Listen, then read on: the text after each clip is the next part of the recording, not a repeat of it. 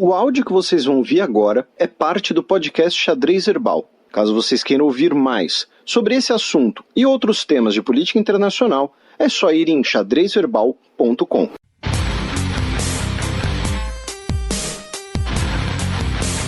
Giro de notícias. Abrindo o mês de novembro, notícia do último sábado, dia 2. Ataque terrorista mata dezenas de soldados no Mali. Tivemos novamente um ataque de uma facção local do Daesh, via reivindicação da sua agência de notícias, a AMAC, e pelo menos 53 militares do Mali morreram num ataque no nordeste do Mali, né? Justamente ali a região mais próxima do Saara, uma região que a gente já comentou aqui várias vezes, né? Que é uma região que você tem a junção de conflitos sectários com conflitos, com ataques terroristas, ataques extremistas jihadistas ali. A gente já lembrou, por exemplo, que no Mali tivemos inclusive depredação de patrimônio histórico, destruição de patrimônio histórico, assim como tivemos na Síria e no Iraque.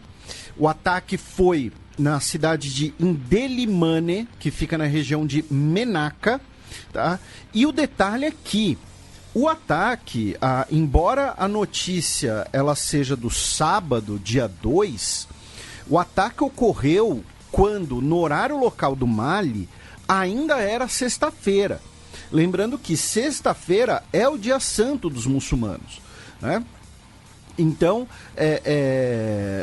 entra muito naquela discussão de como o Daesh ele faz coisas, ele prega coisas que não são previstas nas escrituras do Islã, diversas coisas.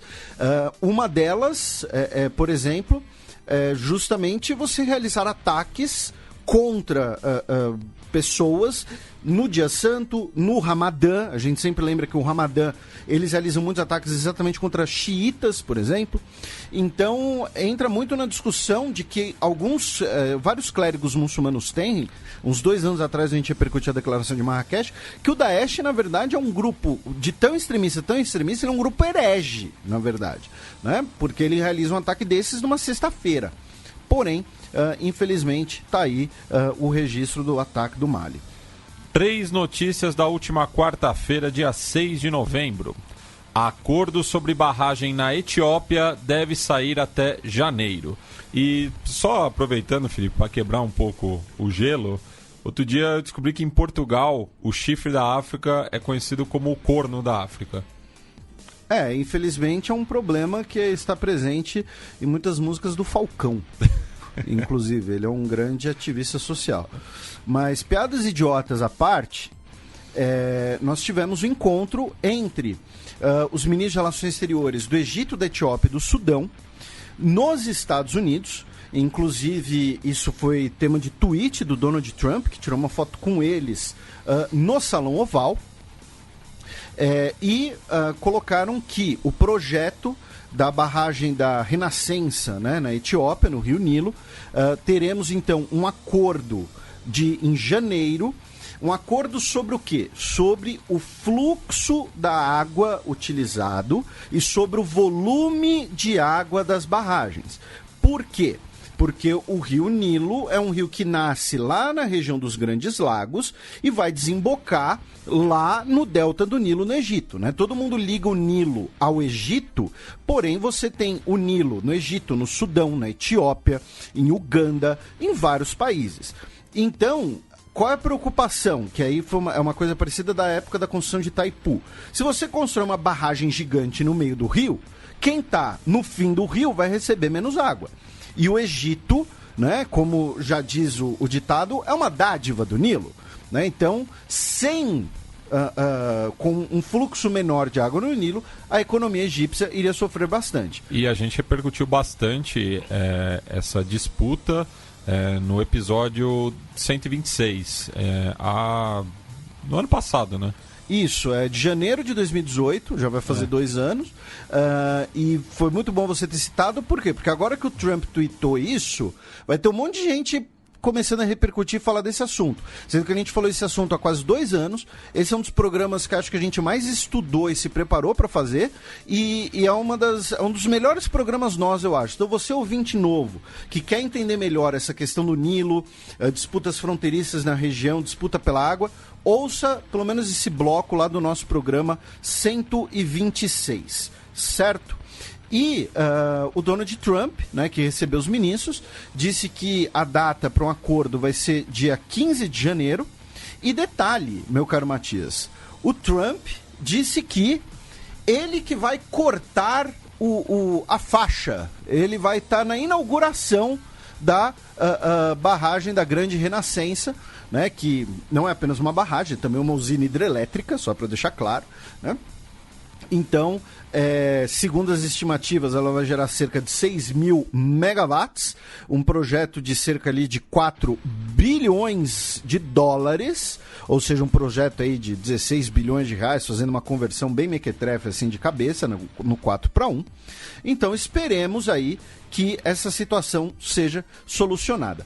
E ainda na região, nós tivemos hoje o secretário assistente de Assuntos Africanos do Departamento de Estado dos Estados Unidos, ou seja, o cara que assiste, que orienta, que aconselha o Mike Pompeo, secretário de Estado, como se fosse o ministro de Relações Exteriores, em assuntos africanos, disse que é importante que os líderes do Sudão do Sul, né, o presidente Salva Kiir e o seu rival, o Riek Machar, implantem o acordo que eles assinaram para o fim da guerra civil. Por quê? Porque eles estão sempre adiando. Havia o prazo, né, no mês passado, que foi adiado agora para 12 de novembro, para a formação desse governo de união nacional. Os nossos ouvintes devem se lembrar, inclusive, que alguns meses atrás os dois líderes estiveram no Vaticano, onde eles conversaram, ali foram mediados a conversa pelo Papa, né? Então, assim, quando você tem uma conversa mediada pelo Papa, é porque, né, acho que é meio importante. Terrorista esfaqueia turistas na Jordânia. Tivemos um ataque na cidade de Jerash, em que um guia turístico jordaniano, 3 turistas mexicanos foram atacados, um cidadão suíço também foi atacado, um guarda jordaniano e uma outra pessoa que, pelo que eu entendi, tem cidadania jordaniana, porém tem também origem suíça, né? Eu imagino que seja um casal e algum dos dois tem a dupla cidadania e o outro tem apenas a cidadania suíça. Enfim, para mim não ficou muito claro isso nas notícias que eu procurei. Jerash é um sítio arqueológico romano, que é inclusive um local que eu gostaria de visitar um dia. Tem um grande circo preservado. Se vocês olharem as imagens, tenho certeza que vocês também vão ficar com vontade de visitar. Até o momento em que gravamos esse programa, todos estavam feridos e no hospital. Não havia notícia de alguém que chegou a morrer por conta do ataque, tá? A polícia não conseguiu pegar o terrorista, tá? E ele estava todo de preto, estava com o rosto coberto e ele teria conseguido, como eu disse, fugir e muito provavelmente era um ataque terrorista, não era um criminoso comum, digamos assim. Muito provavelmente foi um ataque terrorista. Ainda no Levante, né, para ficar aqui na região histórica, digamos assim, nós continuamos a ter os protestos no Líbano. E dessa vez, nessa semana, tivemos um protesto que foi, não exclusivamente, mas liderado, guiado por mulheres, especialmente mulheres estudantes em Beirute, que estão reivindicando melhores, uma expansão de direitos para as mulheres libanesas. Lembrando que o Líbano, comparando com outros países da região, é um país bastante progressista nessa questão, né? Porém, você ainda tem uma discrepância, especialmente dependendo do setor da sociedade, da origem dessa mulher. Então tivemos, nessa semana, um protesto essencialmente de mulheres estudantes libanesas. Só que assim, o buraco no Líbano é bastante fundo, tá? Eu tenho estudado um pouco sobre esse assunto, sobre a economia libanesa, e assim, o Líbano ele está enfrentando basicamente um problema que é: o Líbano está tão endividado que o Líbano não está conseguindo ter receita suficiente para pagar juros da sua própria dívida. Então, assim, o Líbano ele não consegue sair do lugar, basicamente, além de questões de corrupção e muitos gastos com política. Ainda no Levante, agora vamos para a Síria. Né? Síria, fronteira com a Turquia, embora a Turquia não seja, né, parte do Levante propriamente dito, a Turquia disse que a esposa uma das esposas do Abu Bakr al-Baghdadi foi capturada, tá? Está sob custódia turca. Ela já teria aberto a boca, enfim, já teria dado algumas informações ali, não sei se como parte de um acordo, alguma coisa assim, espero que não seja fruto de tortura, inclusive, né? Porém, infelizmente, não podemos duvidar. E também, nesse sentido, o ministro do interior da Turquia, o Süleyman Soylu, disse que a Turquia não é um hotel de terroristas e que integrantes do Daesh que eles venham a tomar sob custódia serão deportados para os seus países de origem. E muitas vezes esses países de origem são ou países que não vão ter condições de ter uma custódia propriamente dita dessas pessoas, uma custódia apropriada, como por exemplo o Iraque atualmente, ou então são pessoas de cidadania europeia, que os países europeus não querem essa bucha, né? São cidadãos britânicos, franceses, então, até porque os países europeus também temem que o envio dessas pessoas para os países de origem sirva ali de início de células locais do Daesh, digamos assim. Bem, começamos esse bloco na África Ocidental e voltamos a outro país na região, cruzando, né, a fronteira sul do Mali com Burkina Faso, onde um comboio de uma mineradora foi emboscado.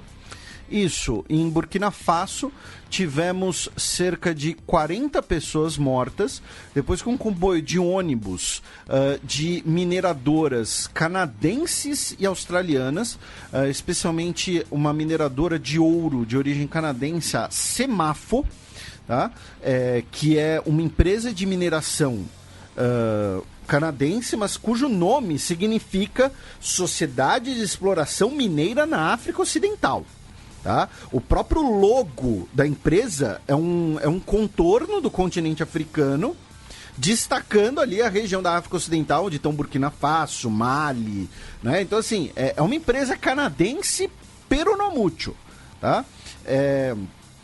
E tivemos esse comboio com 5 ônibus que foi atacado perto da cidade de Bangu, que fica perto da fronteira entre Burkina Faso e o Benin, ali perto da tríplice fronteira entre Benin, Burkina Faso e Níger, tá? Tivemos, como eu disse, temos cerca de 40 mortos, os números ainda são um pouco divergentes, e a grande questão é o seguinte, que um porta-voz da empresa disse que foi um ataque terrorista. Um porta-voz das Forças Armadas de Burkina Faso disse que foi um ataque de bandidos. Foi um ataque ali de banditismo. Os caras queriam, sei lá, achavam que os ônibus vão ter ouro. Alguma coisa assim. Novamente entra nessa grande instabilidade de toda a região. E é importante a gente falar, quando a gente fala toda a região, a gente está falando de alguns países grandes, tá, gente? O Mali é um país grande. Tá? Então, e é um tipo de conflito e de mentalidade que extrapola fronteiras. Então a gente precisa saber mais. E um detalhe aqui, sobre Burkina Faso, essa semana tivemos, apenas protocolar, né, a renovação, o seu pedido de prisão internacional do ex-ditador de Burkina Faso, Blaise Compaoré, pelo assassinato do Thomas Sankara, que foi um líder guerrilheiro de Burkina Faso. A gente um dia vai fazer um Fronteira sobre Burkina Faso. E aí, como eu disse, eu não sei se é uma vez a cada ano, alguma coisa assim, mas essa semana, apenas protocolarmente, Burkina Faso renovou o pedido de prisão. O Sankara, que inclusive nomeou o país de Burkina Faso, né? Antes era Alto Volta. Isso, que era um nome europeu. Colonial, E o Compaoré, que foi derrubado, né, no final de outubro de 2014, e desde então vive ali sob a proteção do governo da Costa do Marfim. 3 notícias de ontem, quinta-feira, dia 7 de novembro. Criminoso de guerra da República Democrática do Congo é condenado a 30 anos de prisão. Isso, o Bosco Intaganda, de 46 anos, ele foi condenado por 18 acusações de crimes de guerra e crimes contra a humanidade entre 2002 e 2003. Ele que era líder de uma milícia, apelidado de Terminator, tá? E ele foi condenado a 30 anos de pena, que a prisão é a pena mais rígida que pode ser dada pelo Tribunal Penal Internacional, né? O TPI, e ele foi condenado então a 30 anos de cana por conta dos atos durante a Guerra Civil. A segunda, né? A Segunda Guerra Civil no Congo. Trump é condenado a pagar 2 milhões de dólares a instituições de caridade. Isso, um juiz estadual, tá, de Nova York, determinou que as organizações Trump, né, devem pagar 2 milhões de dólares em indenização a diversas organizações sem fins lucrativos. Por quê? O presidente Trump admitiu que usou dinheiro arrecadado pela Fundação Trump para promover a sua candidatura presidencial, tá? Essa disputa, né, essa discussão sobre o papel da Fundação Trump na sua campanha já vinha sido debatido desde a própria campanha, né? A Fundação Trump, que teoricamente é uma fundação né, sem fins lucrativos, ou seja, né, eram funções sociais diferentes, funções jurídicas diferentes, e aí ele foi condenado, né, a pagar, a indenizar essas instituições de caridade por ter, né, como eu disse, ter maquiado as contas da Fundação Trump. Para mim a coisa ainda está um pouco confusa. É possível que eu peça para o nosso querido Gustavo novamente nos explicar isso semana que vem. E o Trump publicou uma carta aberta, tá, que foi replicada no Twitter, mas como print, porque era uma carta maior, na qual ele diz que ele é a única pessoa do mundo que é condenado na justiça depois de doar mais de 19 milhões de dólares em caridade nos últimos anos, né? Então, algumas das instituições que serão beneficiadas são a Children's Aid Society, a City Meals on Wheels e o Museu do Holocausto dos Estados Unidos, tá? E os 3 filhos do Trump que trabalham na fundação, eles vão ter que ser submetidos a treinamentos para garantir que não se envolvam em improbidades.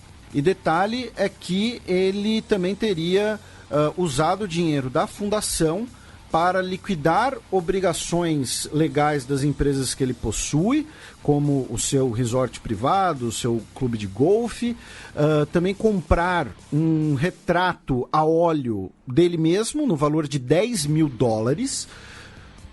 Assim, eu entendo que a pintura tem todo um charme e tudo mais. Mas nesse caso aqui é aquele fetiche bem aristocrático de reproduzir aqueles retratos do século XIX, porque assim, não faz sentido em época de fotografia você pagar $10 mil para alguém pintar sua imagem.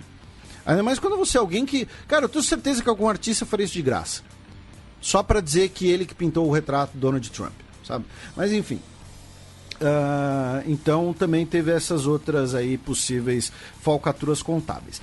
Ainda nos Estados Unidos, sobre a questão do impeachment, a ex-embaixadora dos Estados Unidos na Ucrânia afirmou aos deputados da comissão do impeachment que se sentiu intimidada e ameaçada por Donald Trump, dizendo que num telefonema, né, ao Zelensky, ele teria dito que ela passaria por algumas coisas, né? Ou seja, possíveis ali represálias e tudo mais.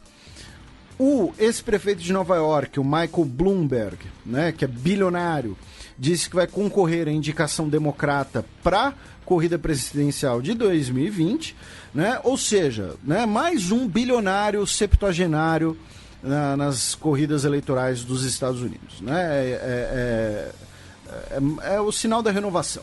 E falando em eleições, né, tivemos algumas eleições regionais na semana que se passou.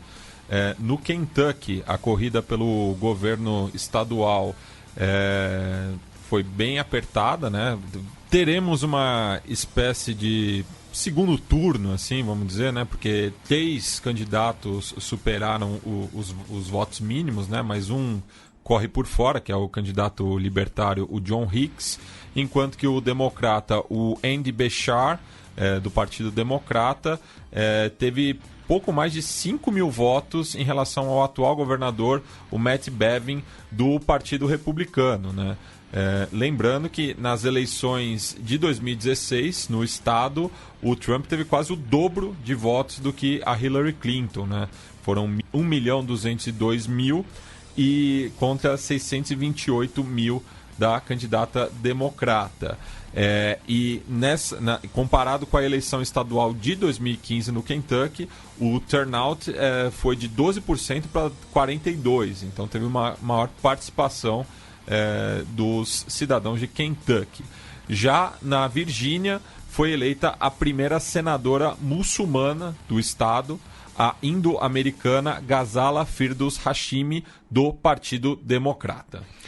Senadora estadual, estadual, né? Que na Virgínia é bicameral. Isso. Ex-funcionários do Twitter são acusados de espionar contas de críticos do regime saudita. Estou chocado. Pois é, um ex-funcionário do Twitter, um cidadão dos Estados Unidos, chamado Ahmad Al-Buamo, ele seria, né, trabalhado para o governo da Arábia Saudita, espiando contas de 3 usuários, né? Ele também é acusado de falsificar faturas para obstruir investigações do FBI. E outro ex-funcionário do Twitter, esse saudita, chamado Ali Al-Zabara, foi acusado de ter acessado as informações pessoais de mais de 6 mil contas do Twitter em 2015, estando a serviço da Arábia Saudita. Ambos estão sendo acusados de espionagem pelo Departamento de Justiça dos Estados Unidos, tá? Teria um terceiro indivíduo que teria agido como intermediário entre as autoridades sauditas e os funcionários do Twitter, chamado Ahmed Al-Mutairi, tá? E essa é a primeira vez que promotores federais dos Estados Unidos acusam publicamente cidadãos sauditas de cometer espionagem dentro dos Estados Unidos, tá? O Twitter soltou uma nota, né, dizendo que restringe o acesso aos dados sensíveis sobre os usuários a um grupo limitado de funcionários treinados e verificados e blá blá blá blá blá blá. Então, se você é um crítico da Arábia Saudita como eu, pode ser que os caras viram os seus nudes, acessaram o seu inbox e sabem que você mandou convite pro Juninho Pernambucano participar do programa e ele não nos respondeu ainda. Então, tem certas coisas que tem que ser falado. Tem certas coisas que tem que ser faladas e agora os sauditas sabem disso. E assim como naquela hora a gente foi para o Levante, aqui a gente ainda fica um pouquinho na Península Arábica, já que os separatistas do sul do Iêmen assinaram um acordo com o governo do Iêmen. Lembrando que esses são separatistas que eram apoiados pelos Emirados Árabes Unidos e o governo é apoiado pela Arábia Saudita. Ambos vão se juntar contra os Houthis, que são apoiados pelo Irã, tá bom? Não é o fim da guerra no Iêmen, é o fim de uma dissidência, digamos assim, do governo iemenita, tá? Abaixa o volume porque lá vem Breaking News. Terremoto no Irã mata ao menos 6 e fere mais de 300. Isso, tivemos um terremoto de 5,8 no noroeste do Irã hoje, deixando pelo menos 6 pessoas mortas. Segundo o Serviço de Informações, ele ocorreu a cerca das 2 horas da manhã de sexta-feira, ou seja, ainda era noite de quinta-feira aqui no Brasil, na província de Azerbaijão Oriental. Tá?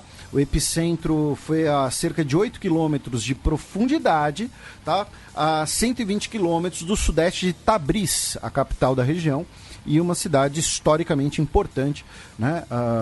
Na antiga Pérsia, depois no Irã.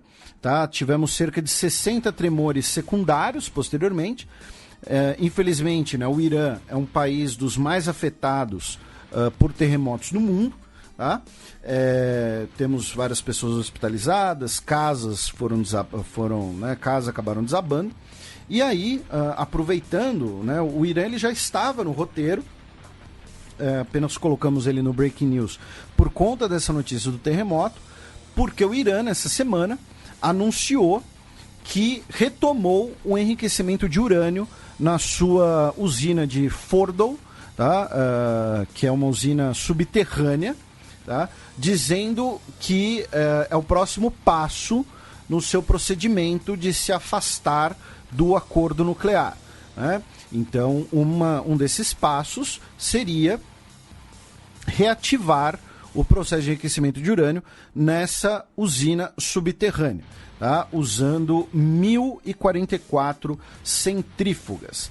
Além disso, o Irã anunciou que cancelou a credencial de uma inspetora da Agência Internacional de Energia Atômica, dizendo que ela acionou um alarme, tá, numa usina em Natanz, tá?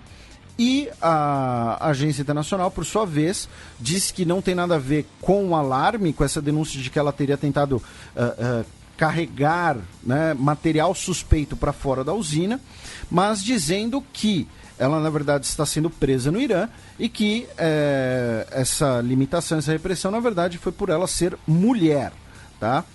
De qualquer maneira, é importante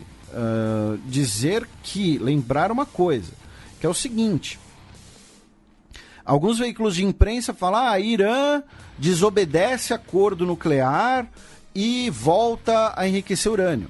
Só que é importante lembrar que quem saiu do acordo nuclear foram os Estados Unidos. O que o Irã está argumentando, está pressionando olha, enquanto vocês não voltarem com o acordo nuclear, enquanto o país tiver sofrendo sanções de novo, a gente vai tomar medidas para também sair do acordo nuclear, né? Então não é que o Irã acordou e falou, vou enriquecer urânio do nada. E uma cidadã iraniana, ela participou de um concurso de Miss no ano passado em Manila, nas Filipinas. Ela exibiu símbolos da monarquia iraniana. Ela foi barrada, né, de voltar para o Irã. Ela estava morando no aeroporto, né, ela estava ali estilo Tom Hanks. E aí, hoje, foi anunciado que o governo filipino garantiu asilo, né, a essa Miss que estava há 4 semanas, né, morando no aeroporto, certo? O nome dela é Bahareh Zare Bahari. Então agora ela terá asilo nas Filipinas, sendo, né, abrigada pelo país.